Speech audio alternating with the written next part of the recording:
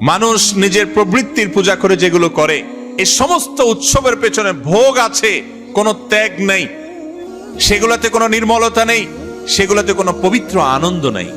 এই জন্য দেখবেন 31st নাইটের আনন্দে মানুষ মাদকে আসক্ত হয়ে মদ খেয়ে বুধ হয়ে পড়ে, আল্লাহর দেয়া নেয়ামত আকল বিবেক এটাকে নষ্ট করে, পাপাচারের পথে পা বাড়ায়।